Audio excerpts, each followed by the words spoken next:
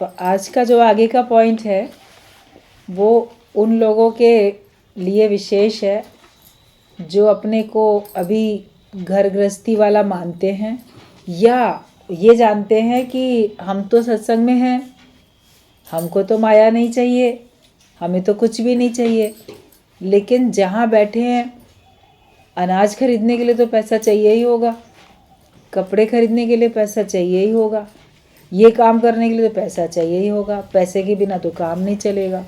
तो money useless हम कैसे कह दें? तो हम नहीं कह सकते, वो तो बड़ी यूज़फुल है और धन की तो आवश्यकता पड़ती ही पड़ती है।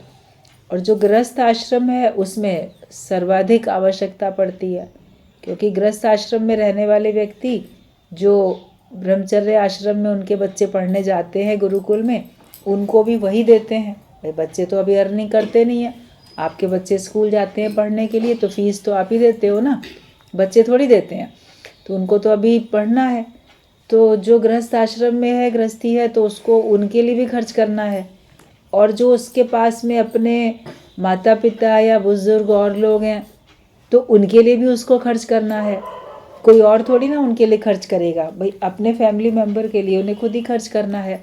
जो अब अर्निंग नहीं कर रहे हैं उनके लिए भी उन्हीं को खर्च करना है।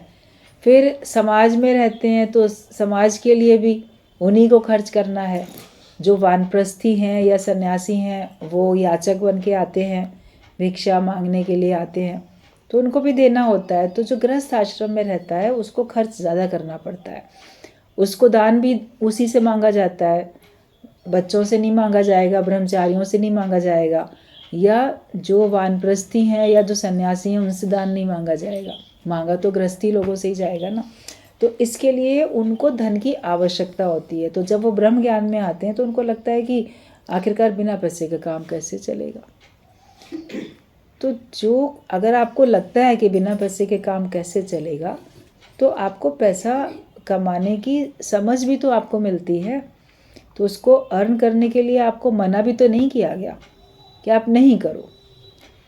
अगर आप अपने को गृहस्थी मानते हो और अपने सामने इतनी जिम्मेदारियां हैं कि मैं गृहस्थ आश्रम में हूँ, बाकी तीनों आश्रम का गुजारा मेरे ही द्वारा होना है या मैं ही करूँगा, अपना भी है इन सब का भी मैं करूँगा, योगदान करूँगा, तो जिसके अंदर में ये करने की भावना होती है तो वो पुरुषार्थ भी करे, माया को कमाने का वो प्रयत्न भी करे।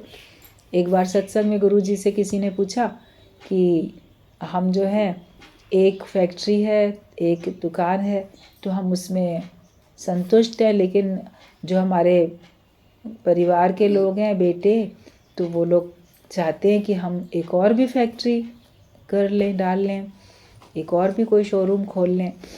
तो लेकिन हमें अब क्या करना, अब हम सत्संग में हैं, हमें कोई आवश्यकता नहीं, हमें क्या करना। तो गुरुजी ने कहा था कि ये अच्छी बात है कि तुम्हें कुछ नहीं करना है और तुम्हारी आवश्यकता भी ज़ीरो है, तुमको पता है कि परमात्मा में मुझे देगा, हमें इतना अब संतोष धन ज्ञान से प्राप्त हो चुका है। लेकिन अगर तुम्हारे पास अनुभव है फैक्ट्री चलाने का, बिजनेस करने का, दुकान चलाने का, तुम्हारे पास अनुभव है और तुम्हारे पास में उसके लिए धन भी है, तुम उसको लगा भी सकते हो, तो फिर तुम्हें लगाना चाहिए। ये नहीं कि बहुत अधिक माया की लालसा के कारण लगाना चाहिए, लेकिन इसलिए लगाना चाहिए कि ताकि उससे और कितने लोगों को रोज़गार मिलेगा, कितने लोगों को उसमें फ़ायदा होगा। तो अगर आप कर सकते हो तो आप करो, अकर्मण्य होके क्यों बैठ जाते हो। कि कभी एक बार कोई था जो भी पढ़ाई कर चुका था लड़का और सत्संग में था, तो उसने कहा कि मेरा तो नौकरी करने का बिल्कुल भी मन नहीं है, मैं तो भगवान के रास्ते पे ही लगना चाहता हूँ। अब गुरु तो हर एक की परिवार की और मन की और बाकी सारी स्थिति को जानते हैं ना। तो गुरुजी ने कहा तुम आज अगर मान लो नहीं कमाओगे तो फिर तुम कल को फिर किससे मांगोगे सत्संग में आने जाने के लिए या अपने कुछ और खर्च के लिए या कहीं कुछ जो भी आपको लगता है कि यहाँ पे हमको पैसा चाहिए, तो तुम्हें फिर हाथ फैलाने पड़ेंगे माता पिता के आगे, नहीं तो अपने भाइयों के आगे। तो फिर वो दे या ना दे, फिर तुमको अंदर में हीन भावना आएगी। तो तुम वरना अगर तुम केवल सत्संग करोगे तो क्या जिनको सुनाते हो उनसे मांगोगे क्या, फिर उनके आधार पे चलोगे क्या। ऐसे गुरुजी ने उसको इस प्रकार की बात बोली कि नहीं, तुम अपना पढ़े हो, अप्लाई करो, जहाँ तुमको जॉब मिलती है वहाँ करो जॉब। ये होता है किसी को नहीं होती है तो नहीं मिलती है, किसी के भाग्य में अगर मान लो भगवान ने नौकरी नहीं लिखी है, वो कई जगह पे अप्लाई करता है, उसको नहीं मिलती है, या कोई वो बिज़नेस करता है, उसको उसमें घाटा होता है। तो लेकिन अपनी ओर से प्रयत्न तो करना पड़ता है ना, और जो है उसको उसके हिसाब से ही अपने खर्चे भी करने चाहिए। तो जो गुरुजी का ज्ञान है वो बहुत व्यवहारिक है, हमारे व्यवहार में उतरा हुआ ज्ञान है। और ज्ञान में सब अलग अलग भाव लेके आते हैं। कोई तो अपने को मुक्त करने के भाव से आता है कि मैं इसी जन्म में मुझे मुक्त होना है। कोई एक अच्छा गृहस्थी बन के रहना चाहता है, कोई कैसे, कोई संसार के सुख चाहता है। संतों के पास जाते हैं लोग, बहुत भीड़ होती है, सैकड़ों की तादाद में बड़े बड़े पांडाल है, सब लगे होते हैं। आप लोग टीवी में देखते होंगे कितने कितने लोग जाते हैं। तो क्या वो सारे लोग मोक्ष पाने के लिए जाते हैं वहाँ पे? वो तो अपनी सांसारिक कामनाएं पूरी हो जाएं ये प्रार्थना लेके जाते हैं। और अगर उनका उन संतों के साथ मान लो मिलना भी होता है, आशीर्वाद भी चाहते हैं, तो वो माया का ही आशीर्वाद चाहते हैं। तो जिसकी जैसी चाह होती है, अर्थार्थी हैं वो लोग अर्थ चाहते हैं, और ज्ञान सुनते सभी हैं, लेकिन जो गुरु जहाँ पहुँचाना चाहता है वहाँ तक तो कोई बिरला पहुँचता है। भगवत गीता में बोला है भगवान कृष्ण ने कि कोई कोई बिरला, करोड़ों में कोई एक वो जाता है, कोई सुनता है, करोड़ों में कोई एक सुनता है, उनमें करोड़ों में कोई एक समझता है, और समझने वाले करोड़ों में कोई एक अपनी स्थिति बनाता है। तो सरल थोड़ी है, हमें सरलता से गुरु देते हैं ज्ञान, इसका ये मतलब नहीं है कि सरल है। इसके लिए हमको बहुत एकाग्रता चाहिए। घर बैठ के भी सत्संग सब लोग सुन रहे हैं, ऑनलाइन सुनते हैं या सामने भी आके सुनते हैं, तो उसके लिए आपको अपने मन की एकाग्रता तो रखनी पड़ेगी, तभी तो आपके अंदर में ज्ञान जाएगा। नल के नीचे आपको अपने घड़े को बिल्कुल सीधा रखना पड़ेगा, तब उसमें पानी भरेगा। अगर वो ऐसे हिल डुल रहा है, कभी दाएं कभी बाएं, तो उसमें कभी पानी जाता है, कभी पानी नहीं जाता, उसको भरने में टाइम लग जाता है। और अगर सीधा रख भी दिया और उसमें अगर कोई छेद है, तो एक तरफ से पानी भर रहा है, दूसरी तरफ से निकलता चला जा रहा है पानी, तो भी उसमें नहीं भर पाता है। कभी उसको पूरा कोई उल्टा करके रख दे, उसके ऊपर पानी पड़ता हुआ तो दिखेगा, मगर अंदर तो एक बूंद भी नहीं जाएगी।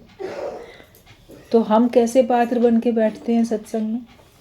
बिल्कुल सीधे बैठें, एकाग्र भी हो, और कोई इच्छाओं के छेद भी ना हो, मन मनाभव हो के सुने, तब पूरा हम ज्ञान को अपने अंदर में भर सकते हैं।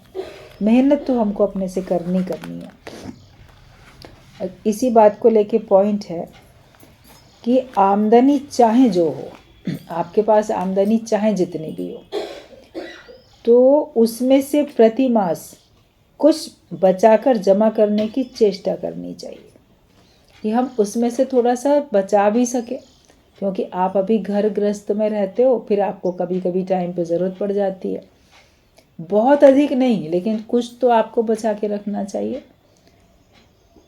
ताकि आप बाद में किसी से आपको मांगना ना पड़े।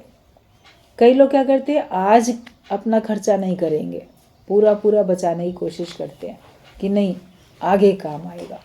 तो ऐसा भी नहीं कि आप अपना आज जो है वर्तमान है उसको परेशानी में बिताओ, आज अपना जो आवश्यकता का कार्य है वो भी नहीं करो और आप भविष्य के लिए रख दो, ये भी नहीं। अपने आज को भी संवारो, वर्तमान को भी संवारो, लेकिन अपने भविष्य के लिए भी आप थोड़ा सा प्लानिंग करके तो रखो, ताकि आपको आगे चल के कोई किसी से कोई ऐसे कर्ज या किसी से आगे हाथ ना फैलाना पड़े, मांगना ना पड़े। तो आमदनी चाहे जो हो, उनमें से प्रति मास कुछ बचाकर जमा करने की चेष्टा करनी चाहिए। श्री रामकृष्ण कहते थे कि गृहस्थ के लिए संचय की बड़ी ज़रूरत है। अगर आप गृहस्थी हो तो आपको संचय करने की तो ज़रूरत है, लेकिन अगर आप अपने मन में मान लेते हो कि नहीं मैं गृहस्थी नहीं हूँ, मैं तो ब्रह्मचारी हूँ, या मैं वानप्रस्थी हूँ, या मैं सन्यासी हूँ, मैं तो भगवान का भक्त हूँ और मैं केवल उसी के मार्ग पे चल रहा हूँ, मैंने योग क्षेम का भार सब भगवान के ऊपर सौंप दिया है और भगवान ने सब ले लिया है। मेरी चिंता हरि करे, मुझे ना चिंता कोई। तो फिर उसको कोई आवश्यकता नहीं होती है, फिर वो केवल हरि भक्ति में ही लग जाता है, वो भजन में लग जाता है, उसके भोजन की चिंता भगवान करते हैं। लेकिन अगर आप घर गृहस्थ में रहते हो तो आपको थोड़ा सा संचय करना चाहिए। कबीर दास ने भी ये बात बोली कि साईं इतना दीजिए जामे कुटुंब समाए, और मैं भी भूखा ना रहूं, साधु भी भूखा ना जाए, कि भगवान बस इतना ही देते जाना कि जिससे ये परिवार पलता रहे और हमारा भी गुजारा हो जाए। और अगर कोई हमारे यहाँ अतिथि, मेहमान, साधु संत कोई आता है तो उसको भी हम सत्कार कर सकें। ये ना हो कि उसके लिए भी नहीं है हमारे पास, तो हम वहाँ भी दे सकें, तो हमें इतना ही मिले। फिर किसी ने कहा कि कबीर ने भी तो मांगा ना, तो उसने तो बहुत कुछ कहा, सबके लिए कहा, और किस वजह से कहा उस वजह की भी तो समझने की कोशिश करो। फिर आप बोलोगे गुरु ने ही ऐसा कहा था ना, वो तो सब कुछ कहते हैं, बहुत कुछ कहते हैं, किस बात के लिए क्यों कहा जाता है, उस बात को समझने की तो हम लोग को चेष्टा करनी चाहिए। अगर हम वही नहीं करेंगे चेष्टा, तो फिर हम इसका मतलब विवेकहीन, हमें समझ में नहीं आता है। हमको सारी बातें गुरु समझाते हैं, जीवन का हर पक्ष हमको अच्छी तरह से समझाते हैं। आपके सामने आप ज्ञान सुनाने के लिए कहीं जाओ तो आपके सामने कई तरह के लोग होंगे ना, कोई कैसा होगा, कोई कैसा होगा, तो आप उसके हिसाब से उसको ज्ञान बता तो सकोगे अगर आपने पूरा समझा होगा तो जो भी हैं तो उनको अपने लिए, गृहस्थ के लिए थोड़े संचय की बड़ी ज़रूरत है, भविष्य में बड़ी काम आता है। क्योंकि स्वास्थ्य, नौकरी, व्यवसाय या धन जन कोई भी स्थायी नहीं है। यौवन और प्रौढ़ अवस्था में आहार विहार, लौकिकता, व्यर्थ आडंबर, असत्संग, असत प्रवृत्ति और अभ्यास के गुलाम बनकर इंद्रिय सुख भोगों में मोहित हो, भविष्य के लिए कुछ भी चिंता ना करके जितनी आमद उतना खर्च या आमदनी से भी अधिक खर्च करने पर बाद में अनंत दुख भोगना पड़ता है। कई लोग होते हैं जिनको दिखावा होता है, आपने संसार में ऐसे लोग बहुत देखे होंगे। हर चीज़ इंस्टॉलमेंट पे खरीद लाएंगे, टीवी खरीद लो इंस्टॉलमेंट पे, तो फ्रिज ले लो, तो सोफ़ा ले लो, तो ये ले लो, तो कार खरीद लो, तो फिर ये दिखावा, फ्लैट खरीद लो, हाँ हर महीने इंस्टॉलमेंट में घर हम दे देंगे पैसे।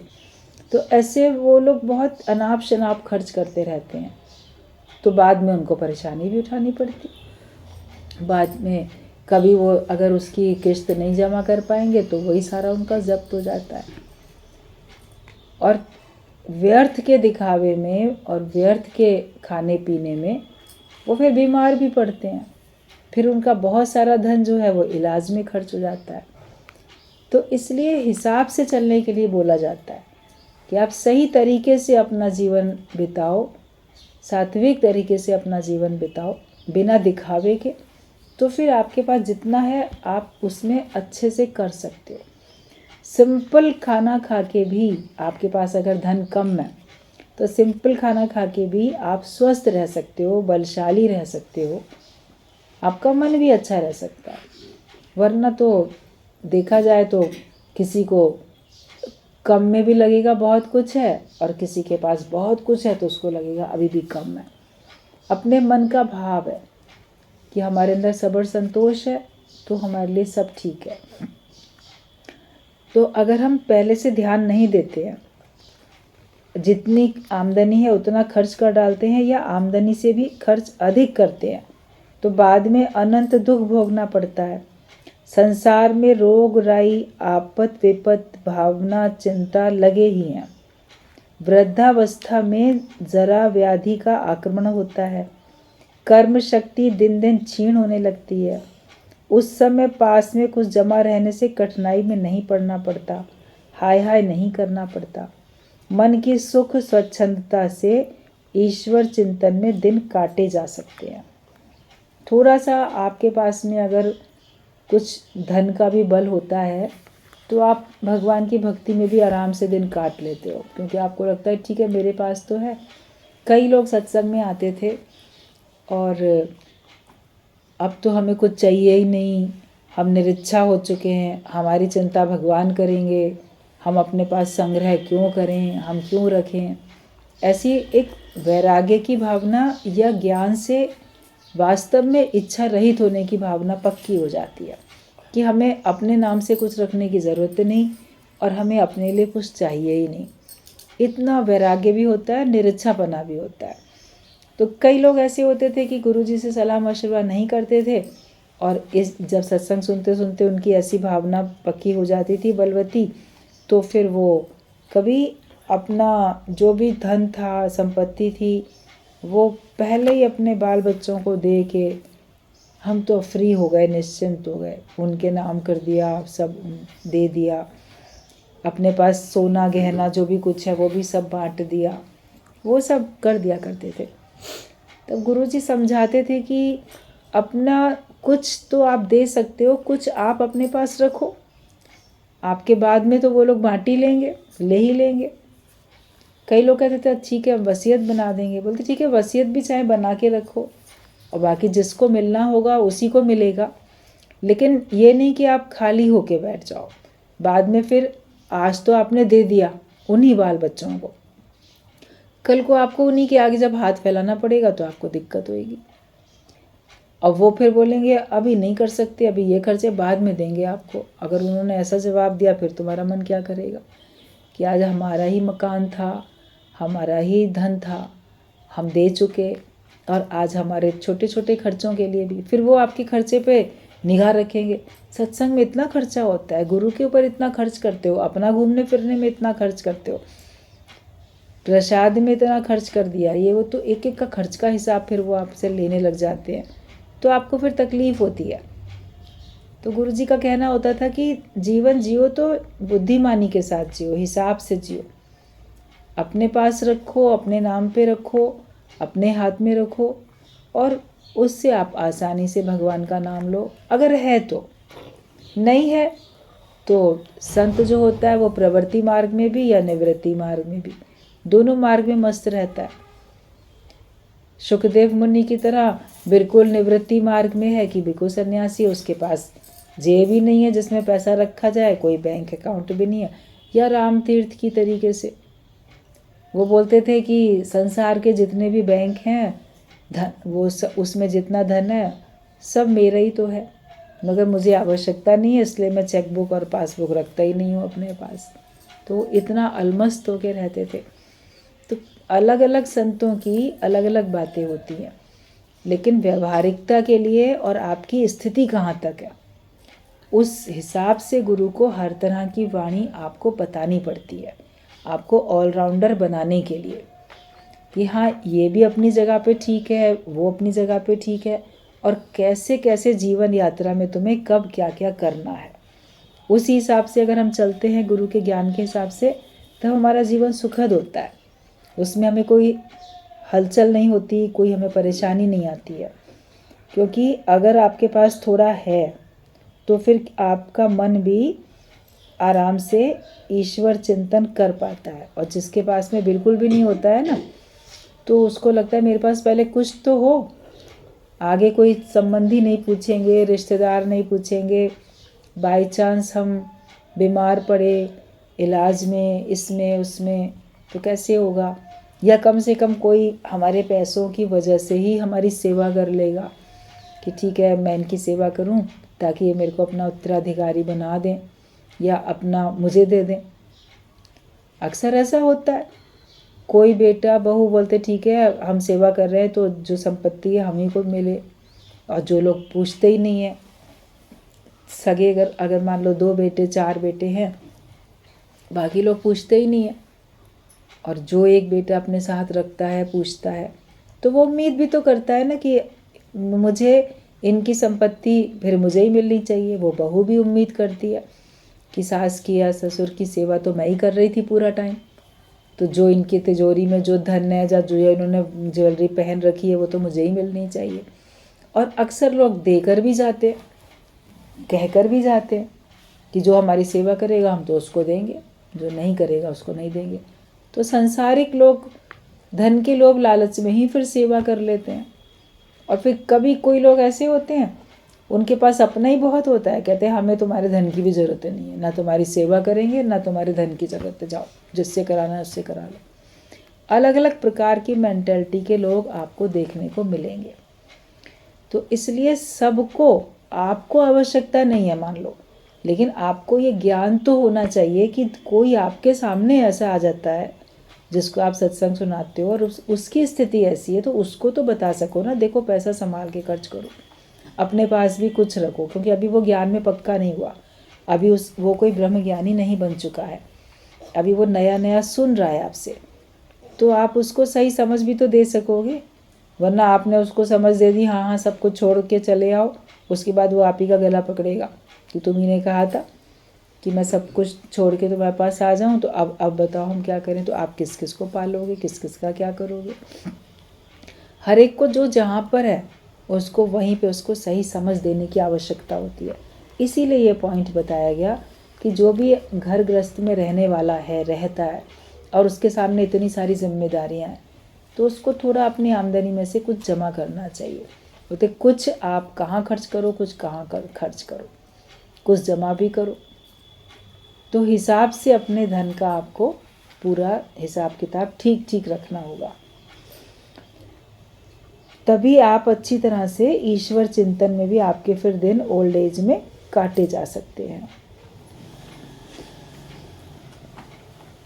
भगवान से प्रार्थना करो कि माँ तुम मुझे जैसा रखना चाहो वैसा रखो, ईश्वर तुम मुझे जैसा रखना चाहो वैसा रखो, और उसी में मैं राज़ी हूँ। वो हमें सुख में रखे, दुख में रखे, बीमारी में रखे, स्वास्थ्य में रखे, जहाँ रखे, जैसे भी रखे, तो ये रखे कि मुझे जैसा चाहो तुम वैसा रख दो, जैसा चाहे वैसा जीवन ये हमारा कर दे, जैसा चाहो भगवान वैसा कर दो, क्योंकि हम तो तुम्हारी रज़ा में राज़ी हैं।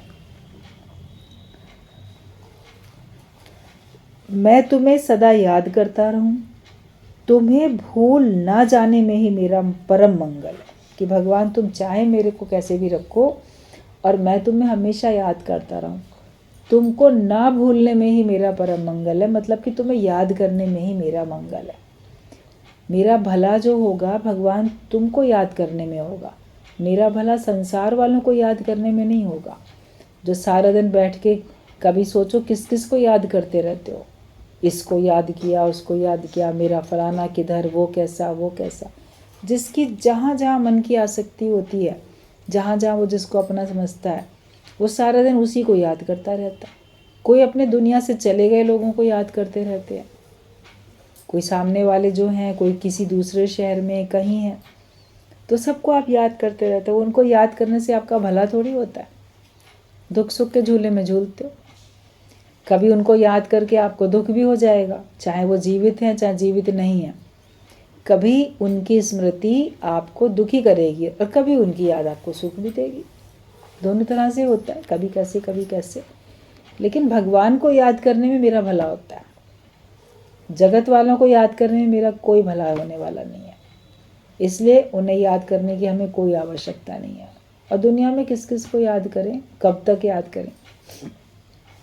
अपना भगवान के ध्यान में रहो हमेशा, और उन्हीं को याद करने में मेरा परम मंगल है। वे ही मंगल में सर्वांतर्यामी, वे जानते हैं किसके लिए क्या अच्छा है, और वे ऐसी व्यवस्था करते हैं जो तुम्हारे लिए और सबके लिए अच्छी हो। भगवान ने ऐसी व्यवस्था बना के रखी है जो तुम्हारे लिए भी और सबके लिए वही अच्छी है। एक आदमी का भला करने जाकर वे दूसरे का तो बुरा नहीं कर सकते। आप ये सोचो कि भगवान तुम्हारा भला करने के लिए क्या दूसरे का बुरा कर दे। आपका तो मन बोलेगा भगवान इसका बुरा हो जाए, इसके खेत में आग लग जाए और मेरा खेत की फसल बहुत अच्छी हो जाए। आप सोच सकते हो, भगवान थोड़ी सोचेगा। भगवान तो तुम्हारा अगर भला करेगा दूसरे का भी करेगा, उसके कर्मानुसार उसको फल मिलेगा, तुम्हारे कर्मानुसार तुमको फल मिलेगा। मन सोचता है जो मेरा शत्रु है उसका नाश हो जाए, तो तुम्हारा शत्रु है वो भगवान का शत्रु थोड़ी है। भगवान उसको उसके कर्मानुसार फल दे रहा है और तुमको तुम्हारे कर्मानुसार मिल रहा है। हमको अपने कर्मों को चेक करना है, हमको अपने कर्मों को देखना है कि हमने कौन कौन से कर्म किए, हमने कौन से अच्छे बुरे कर्म किए। अपने कर्मों के तो आप जिम्मेदार खुद हो। किसी का भला नहीं कर सकते तो किसी का बुरा तो नहीं करो। कई लोग अपना फ्रस्ट्रेशन में होते हैं, अपनी परेशानी में होते हैं, तो दूसरों का और बुरा करते हैं कि मैं खुश नहीं हो पाता तो ये क्यों हंसता है, मैं परेशान हूँ तो ये परेशान क्यों नहीं है। कभी किसी बात पे कोई अकारण ही किसी को सताता रहता है, तो वो नहीं समझता कि वो अपने बुरे कर्म बना रहा है। किन्हीं बुरे कर्मों के कारण से तो आज कष्ट मिलते हैं, और फिर उन कष्टों में रहते हुए आप और बुरे कर्म करते हो और बदकर्म करते हो, तो फिर आपको और अधिक आगे कष्ट ही तो मिलेंगे। जो पहले आपने बीज बो दिए उनके फल आपको मिलते हैं, वो कड़वे फल हैं, खाने आपको पड़ रही हैं। तो आज तो आप मीठे फल मिले वो वाले बीज डालो। आज भी वैसे बीज डालते हो जिनका कड़वा फल निकलना है, तो आगे भी तो कड़वा ही मिलेगा।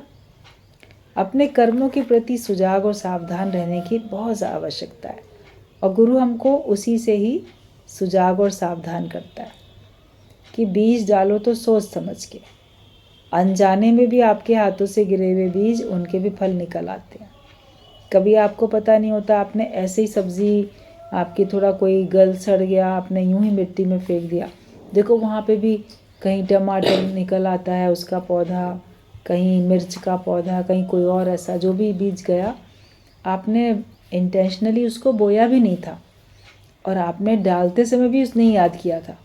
बाद में सोचोगे अरे यहाँ पे ये कैसे निकल आए ये पौधे, किस तरह से, ज़रूर आप ही नहीं डाले थे। तो अनजाने में किए हुए कर्मों के फल भी तो आपको मिलते ही हैं, जानबूझ के आप करते हो वो या अनजाने में किए हुए।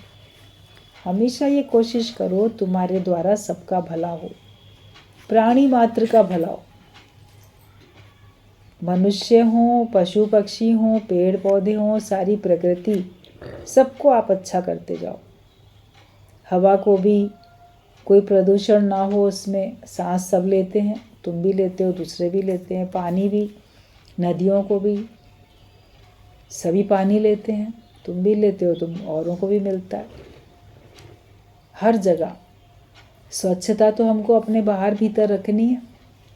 जहाँ जिस जगह पर बैठे हो वहाँ पे भी साफ़ सफाई करके रखो। कोई बोलता है ये हमारा घर थोड़ी किराए का है, इसको क्यों साफ़ करें, तो तुम रह रहे हो ना, तुम्हारा ही तो हुआ ना इस समय।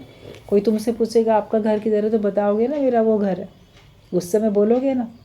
भले किराए पे रहते हो तो भी कहना तो पड़ेगा मेरा ये है। तो जहाँ रहते हो वहाँ पे तो हमको साफ़ सफाई अच्छे से रखनी है। मेरा शहर है, मेरा मोहल्ला है, मेरा देश है, बोलोगे तो ना मेरा। ऐसा तो नहीं है कि पराया बोल दोगे। जिस देश में रहते हो वो मेरा नहीं है, मेरा बोलना पड़ेगा। ये प्रदेश मेरा है, ये शहर मेरा है, ये गली मेरी है, मोहल्ला मेरा, ये घर मेरा। तो जब सब तुम्हारा ही है तो हर जगह की अच्छी व्यवस्था भी तुम्ही को देखनी है, फिर दूसरों पे क्यों डाल दो। अपना बाहर भी और अपने अंतःकरण मन में भी, सब में हमको सफाई ही रखनी है। जब तक आप स्वच्छता नहीं रखोगे तब तक परमात्मा आपके समक्ष आएंगे भी नहीं। तो एक आदमी का भला करने के लिए भगवान दूसरे का बुरा तो नहीं कर सकते। हम लोग मेरा मेरा करके अपने स्वार्थ की क्षुद्र चार दीवारी में अपने को बंद करके केवल अपना और स्वजन मात्र का ही सुख चाहते हैं। मैं और मेरा, बस मैं सुखी रहूं, मेरा सुखी रहे, बाकी मुझे और किसी से मतलब नहीं। हम लोग ये सोचते हैं। दूसरों का उससे चाहे जो हो, हमें परवाह नहीं। संसार में दुख से रहित शुद्ध सुख नाम की कोई वस्तु नहीं है। दोनों इस तरह से मिले हुए हैं कि एक की इच्छा करने पर दूसरा भी आ जाता है। इसलिए हम मनमानी इच्छा कर बैठते हैं और अंत में घोटाले में पड़ जाते हैं। हर एक कोई सोचता है कि हमें दूसरों से क्या मतलब, हमें औरों की क्या परवाह करनी। और संसार में ऐसे तो कोई शुद्ध सुख होता ही नहीं है जिसमें दुख ना शामिल हो। सुख दुख तो लगे ही रहते हैं। तो वो इस ब्रह्म ज्ञान के सुख को नहीं जानते, नहीं महसूस करते हैं, और वो यूं ही अच्छे बुरे कर्मों के घोटाले में पड़े रहते हैं। दोनों के चक्कर में वो पड़े रहते हैं। और दूसरे का चाहे जो हो, हमको परवाह नहीं है, ये सोचता है जो व्यक्ति, तो फिर ज़रूर वो बुरे ही काम करेगा, या वो स्वार्थी होता है कि औरों से मुझे क्या मतलब, बस मुझे अपने लिए और अपने वालों से मतलब होना चाहिए। तो ऐसा करने से क्या होता है कि इसमें ना तुम्हारा ना दूसरे का, किसी का भी हित नहीं होता। तो समस्त भार भगवान पर छोड़कर वे जो भी विधान करें उसमें ही संतुष्ट होकर और उनके शरणागत होकर जीवन बिताने से सुख दुख कोई भी मनुष्य को फिर विचलित नहीं कर सकता है। अगर हम अपना स्वार्थ छोड़ दें, निस्वार्थ बने और परमात्मा के ऊपर सब कुछ छोड़ दें, तो सारा भार उसके ऊपर छोड़ने से फिर वो जो भी विधान करेंगे उसमें मुझे संतुष्ट होकर रहना है। अगर हम ऐसा मान लेते हैं तो फिर आप देखो कि आपका भला ही भला होते जाता है। विषयी लोगों के मन में विकार उत्पन्न होता है। 5 इंद्रियां निग्रह रूपी तप वो तो घर में भी संभव है, वरना तो वन में जाएंगे, वहाँ भी विकार है। जिनकी बुद्धि शुद्ध कर्मों में लीन है, उन राग आसक्ति रहित व्यक्तियों के लिए तपोवन और घर एक समान है। अगर आपकी बुद्धि शुद्ध है तो फिर आप चाहे तपोवन में जाके तपस्या करो या आप घर में रहो, आपके लिए एक समान है।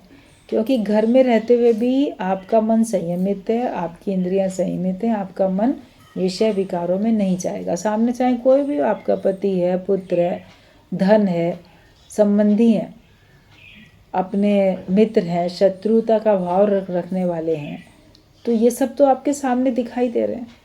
लेकिन अगर आप ज्ञानवान हो तो फिर उनका किसी प्रकार का भाव आप तक तो नहीं पहुंचेगा, आपको तो विचलित नहीं करेगा, आपको कोई उससे मतलब ही नहीं है। तो आपके लिए घर और जंगल फिर एक ही समान तो हो गया ना। वन में जाने की कोई ज़रूरत ही नहीं है। घर में रह के भी आप वानप्रस्थी अपने को मान पाते हो कि मैं घर में ऐसे रहता हूँ जैसे मैं वन में रहता हूँ। वन में मुझे किसी से कोई प्रयोजन नहीं है, तो घर में भी मुझे किसी से कोई प्रयोजन नहीं है। अपना आपका जो कार्य है वो आपने भक्ति भावना से किया और किसी प्रकार के विषय में, विकारों में अपने मन को आपने लिप्त किया ही नहीं।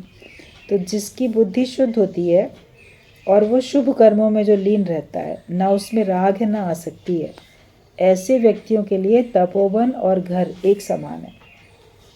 इसी मन को लेकर कहीं भी जाओ, जो भी करो, तो तुम्हें छुटकारा नहीं होगा। मन तुम्हें जगत सत्य दिखाएगा और शायद फिर नए नए बंधनों में जड़ित भी हो जाओगे। मन तो जगत सत्य दिखाएगा।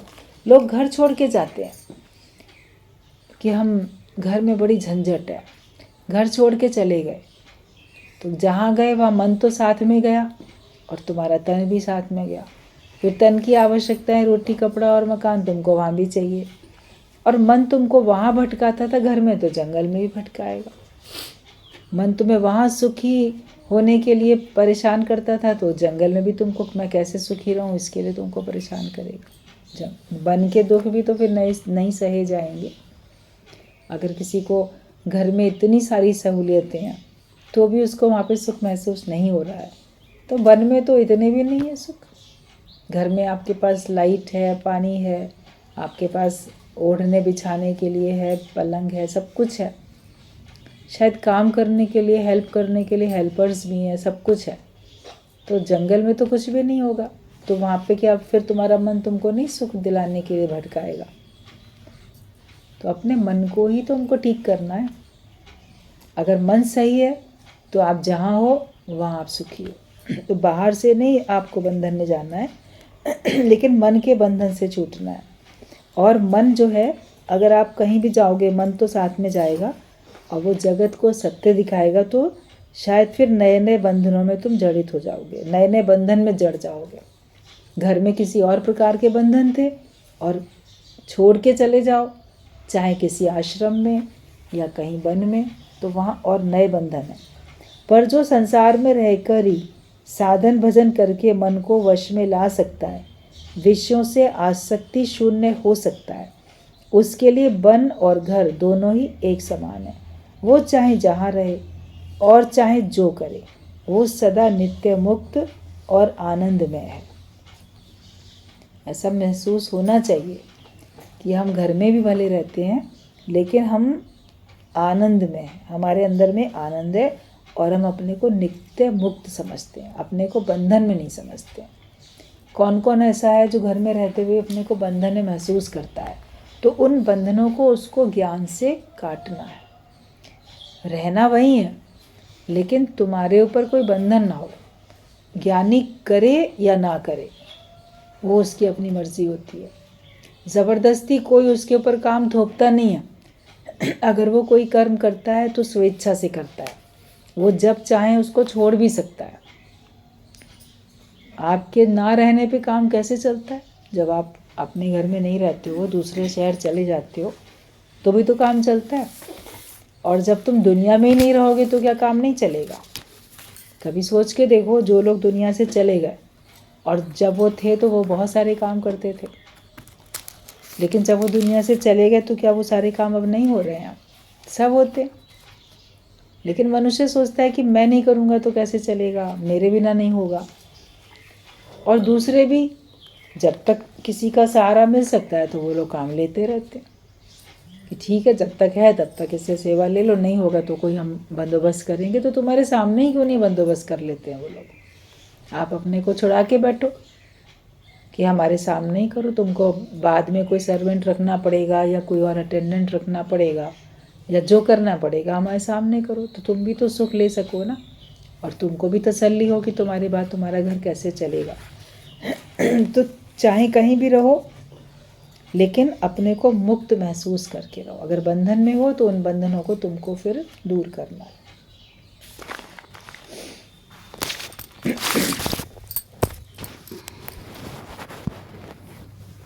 मेहनत